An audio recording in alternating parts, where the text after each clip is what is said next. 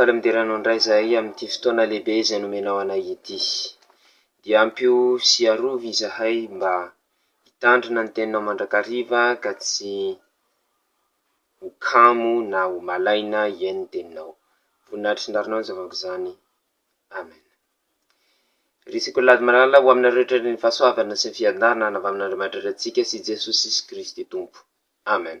Amin'izao lahady 15 manaraka ny trinité izao dia valahatra hotoriana ny soratra marina izay voasoratra amin'ny filazantsara ny Lioka. Lioka 10:7-8 ka hatramin'ny 2:7. Lioka 10:7-8 ka hatramin'ny 2:7. Toy izao no fivakany teny amin'ny anaran'i Jesosy. Ary raha nandeha izy ireo dia niditra teo amin'ny vohitra anankiray Jesosy. Ary nisy vehivavy anankiray atao hoe Marta nampiatrano azy ao an-tranony. Ary izy nanana rahavavy atao hoe Maria, izay nipetraka teo anilan'ny tongotry ny Tompo ka niaino ny teniny. Fa Marta sahirana tamin'ny fanompoana be, dia avy izy ka nanao hoe, Tompoko, moa tsy mampanina anao va ny amelan'ny rahavaviko ay, anompo irery, ko mba asaovy manampy ahy izy. Fa ny Tompo namaly ka nanao taminy hoe, Marta, Marta, maro ahina sy maro erena ianao, nefa zavatra iray aloha no ilaina, fa marino efa nifidy ny anjara tsara, izay tsy alaina aminy. Amen. Teny soratra masina izay efa haitsika tsenjery tsara. Ary diso haitsika tsenjery loatra mihitsy azy ka lasa miteniteny foana isika ndraindraika milaza hoe tsy mety mihitsy ny natao Marta. Ye, tsy mety ny natao Marta, fa le tsy mety amin'ny lafiny ahoana. Mety ny nataony Maria. Iny aloha dia miara manaiky an'izay tsika hoe naza nanjara tsara izy tsara le mipetraka eo akaikin'ny Tompo mamelanja ny finoana ny soratra masina, tsy misy adihevitra iny, mahay an'izany daholo isika. Fa eo amin'ile filazana hoe tsy mety ny natao Marta, eo isika no indraindray lasa diso hevitra. Ina moa ny zava-nisy?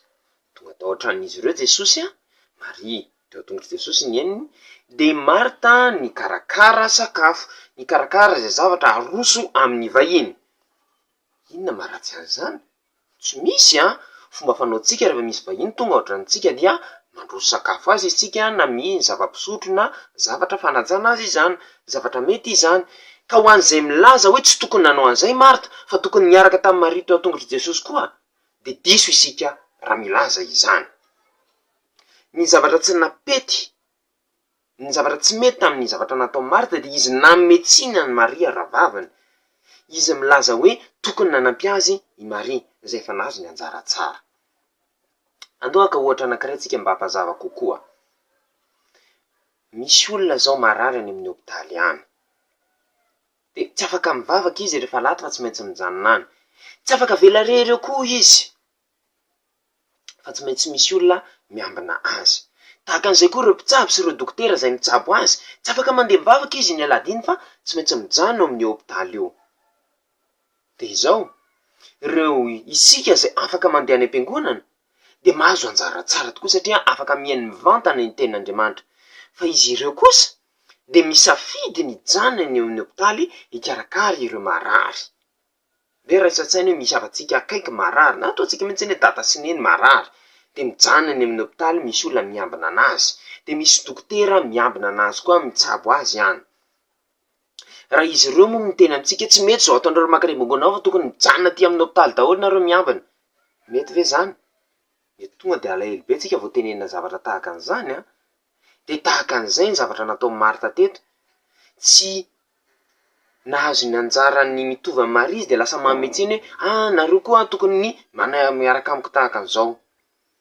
Tsika koa zao any am-pianarana any, izy nefa mianatra marobe, tsy mitovy ny toerana any aloha sy any aoriana, tsy izay? Dia mety hoe tara isika ohatra dia lasa mahazo ny toerana any aoriana, dia tsy azontsika atao ny mametsina an'ilay olona any aloha, ambadika ao ty lesona ty fa za tsy nahita tsara fa ianao tany aloha tany dia ambadika ao. Izy nahazo ny toerana tsara, fa tsy isika ny tokony hametsiny azy satria tsy nahazo ny toerana io isika. Noho izany, misy ny indraindray tsika tsy mahazo ny anjara tsara.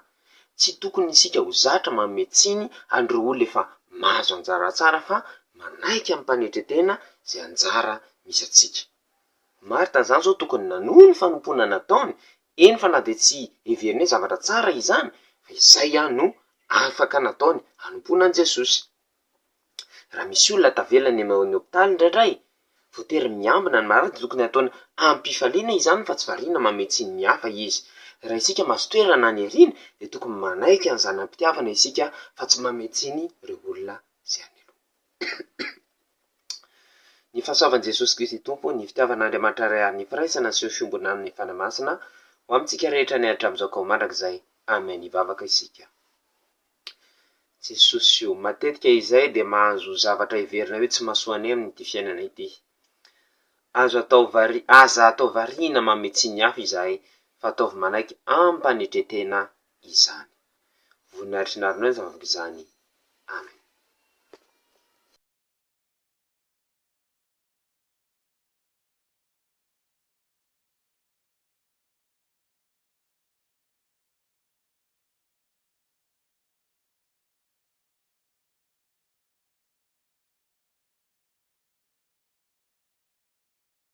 Soyons unis dans la prière. Nous te remercions, nous te rendons gloire, nous te rendons grâce et nous te donnons gloire, Seigneur, pour ce merveilleux moment que tu nous as donné, afin que nous écoutions de nouveau ta parole. Apprends-nous à toujours faire priorité à l'écoute de ta parole. Pardonne-nous les péchés que nous avons commis. En ton nom, Seigneur, nous faisons cette prière. Amen. En ce 15e dimanche, après la Trinité, l'écriture sainte qui nous sera donnée est écrite dans l'évangile de Luc. Luc chapitre 10, verset 38 au verset 42. Luc chapitre 10, verset 42, voilà ce qui est écrit au nom de Jésus-Christ.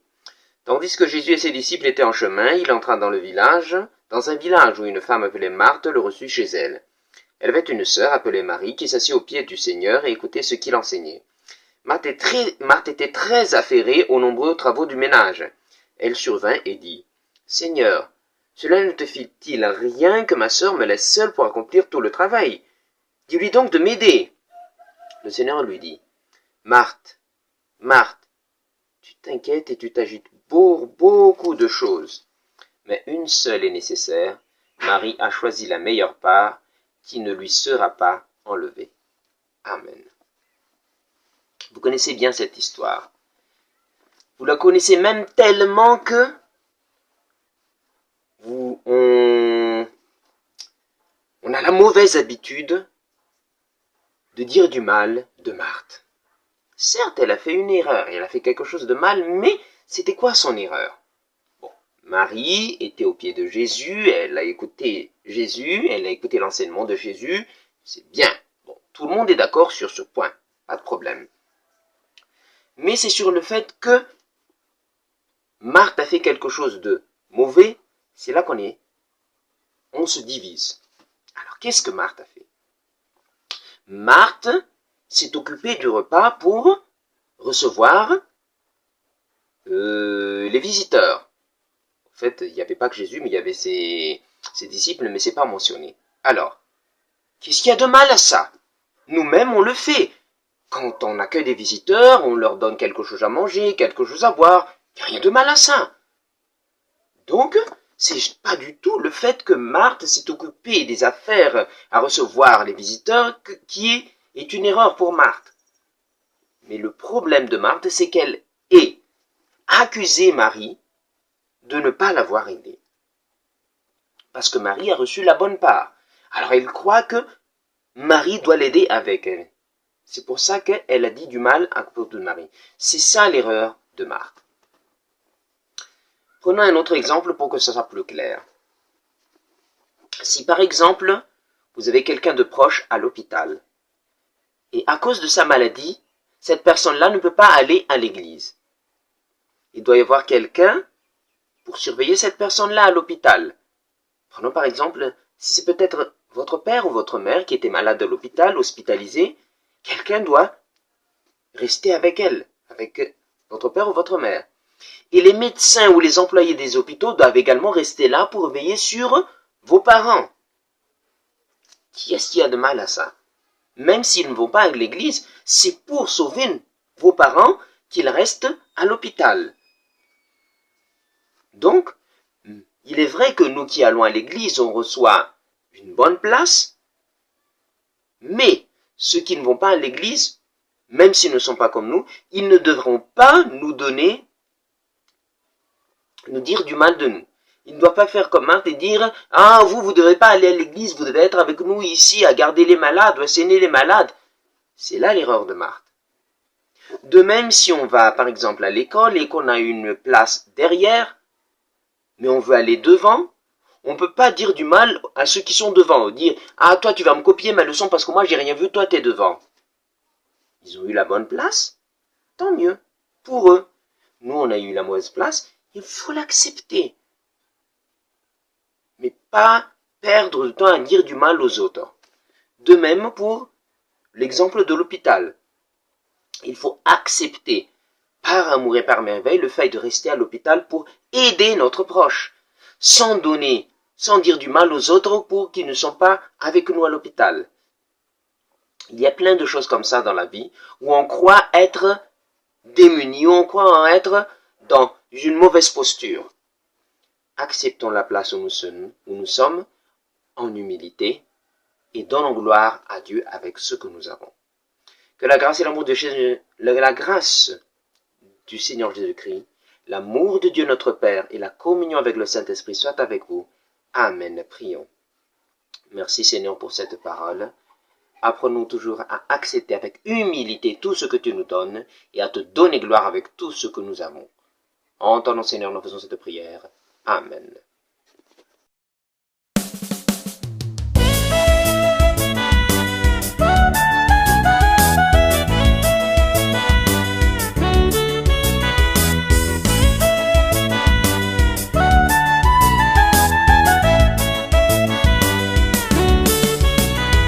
Felambuli matonga zayu mihire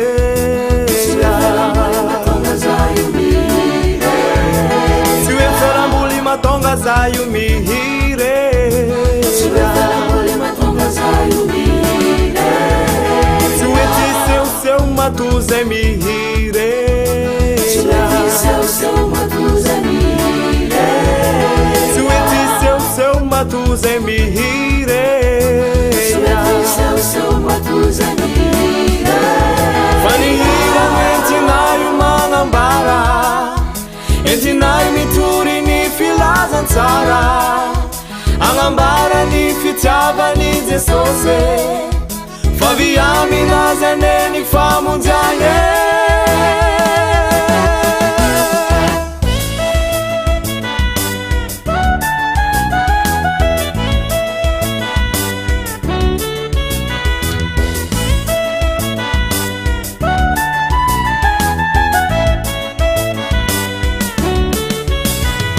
Felambuli matonga zayu mihire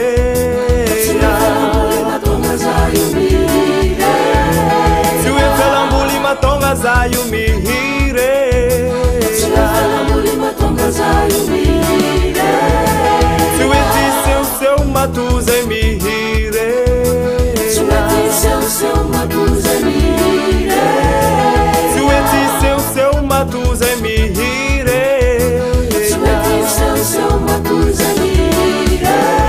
Fanihira mentinayo malambara Entinayo mituri ni filazantsara Angambara ni fitiava ni Jesose Faviami nazane ni famunzanye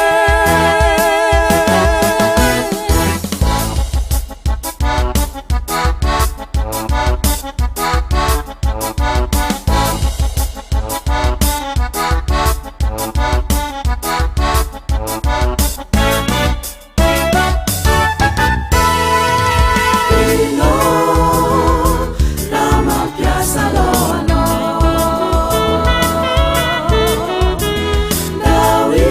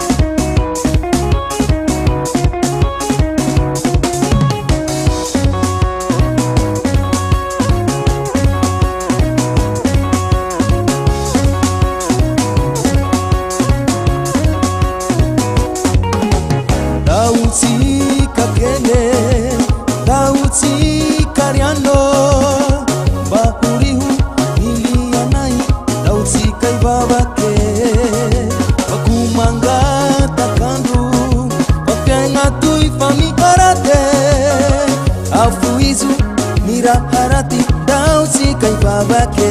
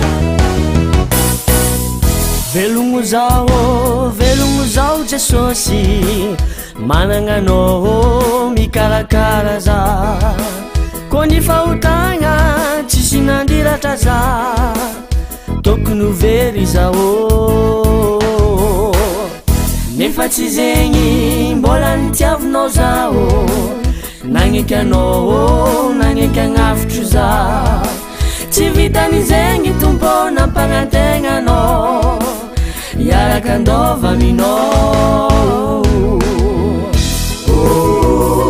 velogno zao Jesosy vakarakara anao misatra anao Jesosy fabe fitiavagna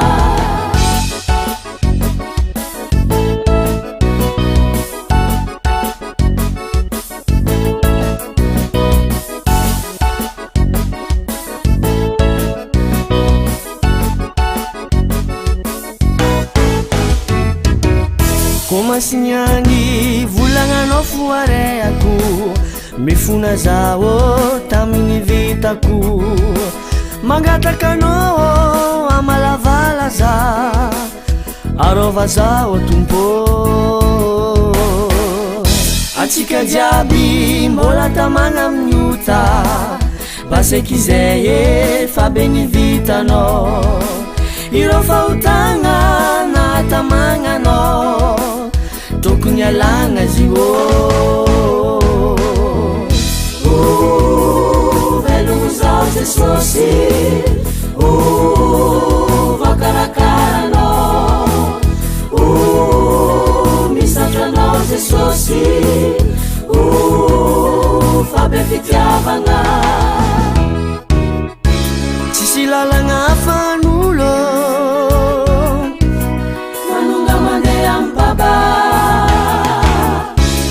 tsy lalagna avy am Jesosy izy lola lagna sy famarinagna fiainagna ny zama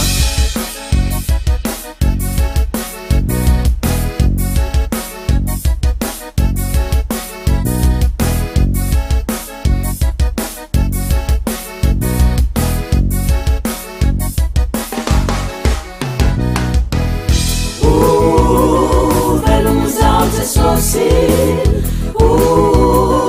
vakarakarano misatranao Jesosy avy fitiavagna velogno zao Jesosy vakarakarano misatranao Jesosy fitiavagna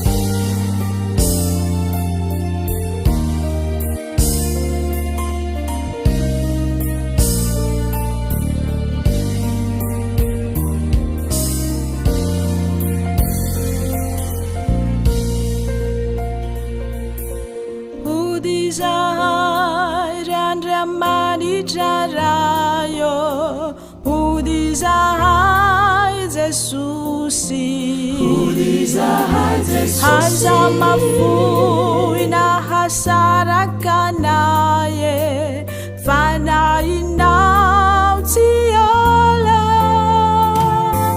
halachinani tafiueri nama vesachaza haeri kalatakusa pangiunau fiada nanawi za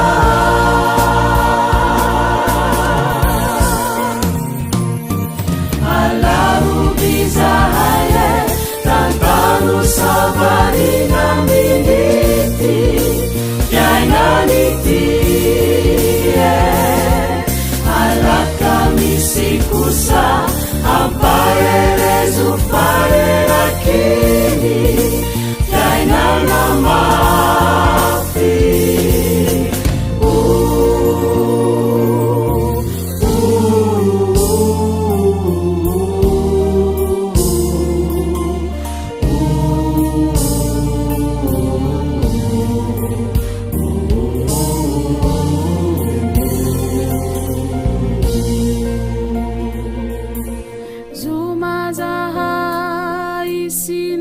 sasabotsy mbola tantano hatrany hany ny tena ry aiky fadiso fa hiaona minao nialany angonindray iaino ny afatrawi zay avelanao ny elokai tsy mody zahay raha tsy efa mandray ny tsodrano avy aminao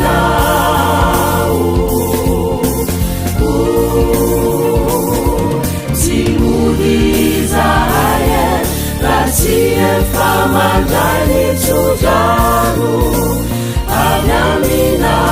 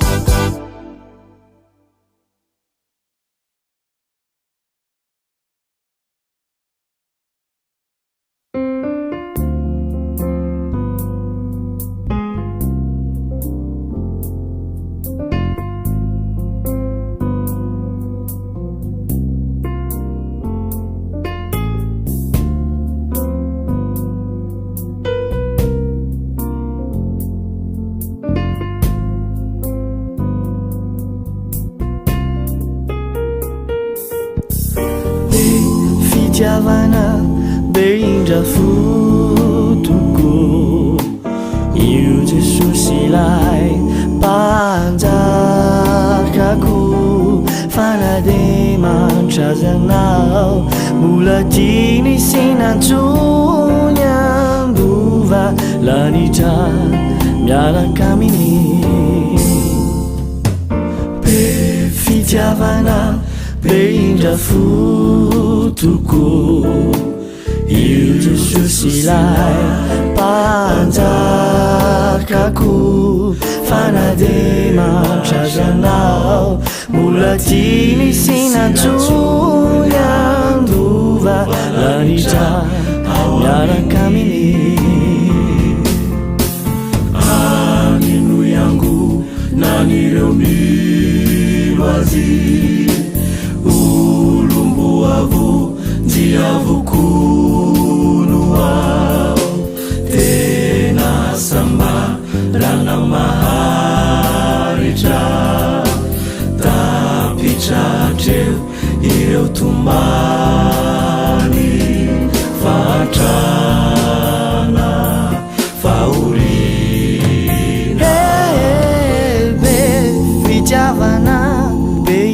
fotoko eo jesosy iray mpanjakako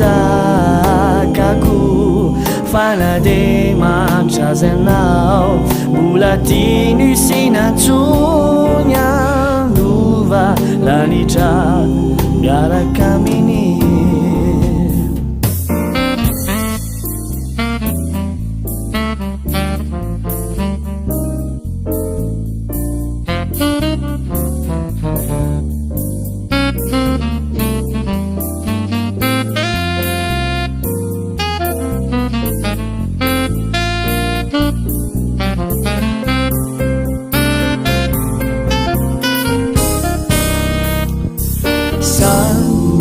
toko zay mialoka mene azo fijaly nany aretany tenonanavotany anao sy ny olona rehetra ndova lalitra miaraka aminy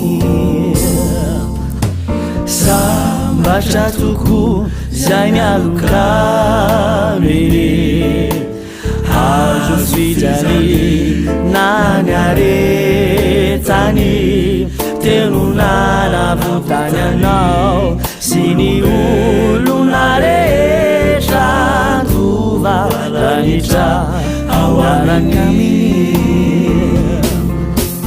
haleluyaku nanireo miloazy ulumbuavu tiavukuluao tena samba rana maharitra tapitratreo ireo tomary fahatrana faorina sambatra toko zay mialoka mene azo fijaly nany aretany tenonanavotany anao sy ny olona rehetra ndova lalitra miaraka aminy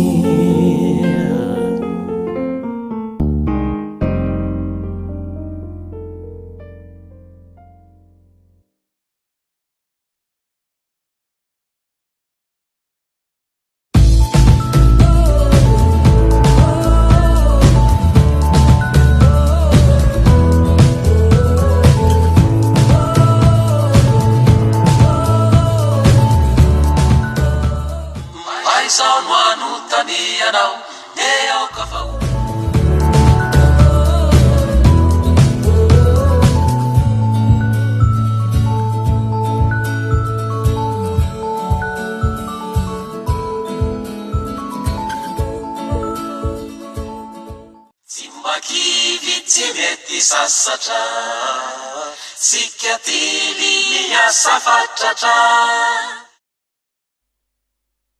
RTS tsara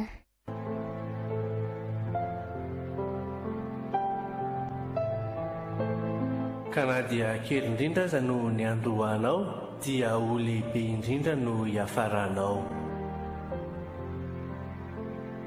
joba toko fahavalo ny andenin'ny fahafito Radio Teny Fiainana FM 91.2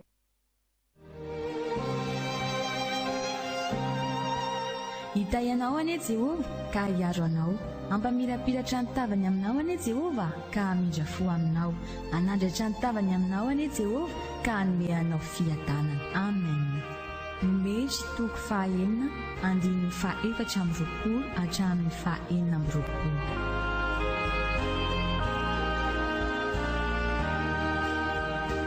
L'Éternel te bénisse et te garde.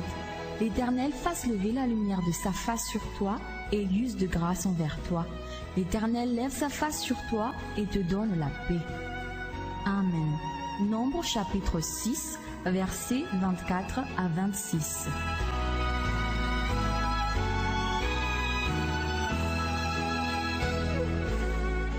May the Lord bless you and take care of you. May the Lord be kind and gracious to you. May the Lord look on you with favor and give you peace. Amen. Number chapter 6, verse 24 to 26.